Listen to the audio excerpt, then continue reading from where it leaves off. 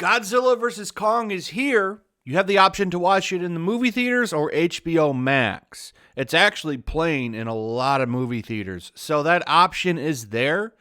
I'm going to go and try and do that today. So I'm taking the traditional route to watch this movie because it's just something I'd like to see on a huge screen. Because, I mean, come on, it's giant monsters. So here's the thing with this movie. This movie is something made for fans, and it's going to have a lot of fan service, I would imagine. This is something that a lot of critics, they don't really care for stuff like this. And usually when this happens, they find ridiculous reasons to go after the movie.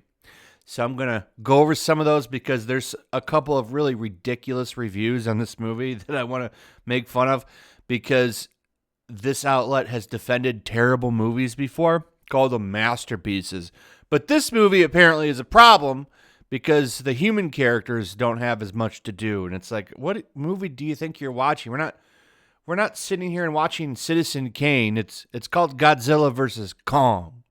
Okay, so I mean, as long as these two fight and do stuff, like, I mean, that's pretty much what you're getting. I mean, no one's walking into this for any other reason.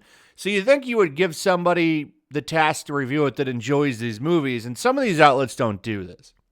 I did want to address this first. Come on, guys. Godzilla vs. Kong gets review bombed on IMDb by hashtag Restore the Snyderverse supporters. Come on, guys. I'd like to see these movies keep going as well, but this is going to be taken as a bad look. So, I mean, that's just my advice. You do what you want, but I just think that stuff like this is a bad look. But anyway, as you can see here from Rotten Tomatoes at 156 reviews, it's at 80%. I don't expect this to last. In fact, I expect it to go down because critics just are so out of touch and don't quite understand fun, which leads me to this review. Godzilla vs. Kong review, big fights, little brains, and Godzilla vs. Kong, a giant lizard and a giant ape fight. And that's the best thing we can say about it. Okay. I mean, what else were you looking for here? It's like a Transformers movie. As long as giant robots transform into cars and fight each other, like, that's all I'm really looking for there. I'm not looking for, I'm not looking for a masterpiece of storytelling. I want a good story. Sure, I do. But at the end of the day, when I go to see a Transformers movie, I just want to see giant robots change into cars and blow shit up. That's like what I'm looking to see, right? There's certain movies for certain genres, and that's just all people are looking for with them. Godzilla especially, kaiju movies, like, these have been going on for a long time. People know what they want in these. Human characters are important because that's what the audience uses to connect with the movie. But at the end of the day, people just want to see these guys fight. And from what I understand, the movie is very successful at that. As you can see here, they give the film a mediocre 5. You can go ahead and ignore this entire review, and you can just read this part. Anyway, Godzilla's attacks prompt Hall and the other researchers to attempt to transport King Kong to his theoretical home in order to tap into the energy there. Godzilla, sensing another alpha out in the world, apparently Skull Island was a safe zone, attacks. The fights between these two are explosively creative and undeniably impressive. It's an absolute joy to watch Godzilla and King Kong exchange blows like seasoned combatants, using battleships as stepping stones and flattening entire cities around them. The undeniable, masterful craft that goes into making these gargantuan monsters look cool and awe-inspiring as they try to tear each other apart is almost unfathomable.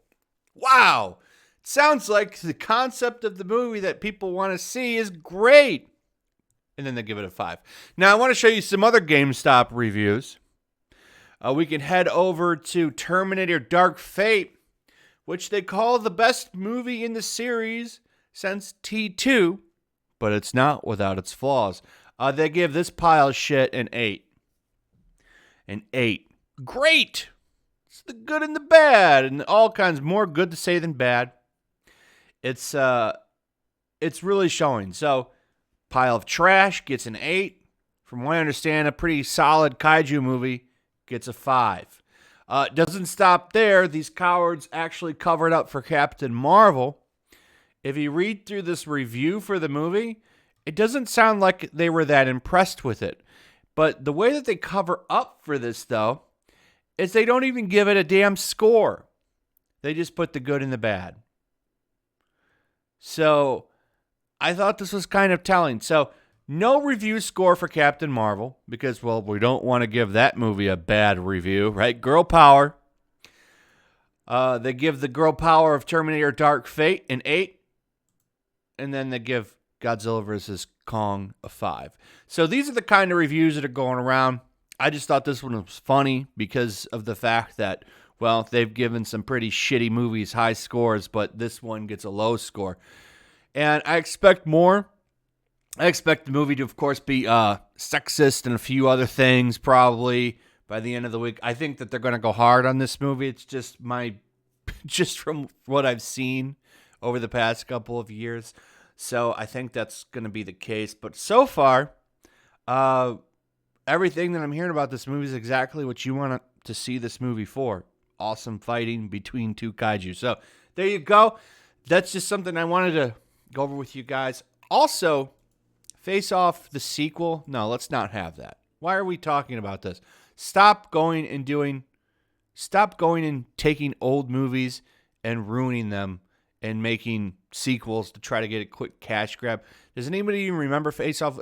It's one of my favorite action movies, but it doesn't need a sequel. Leave it alone.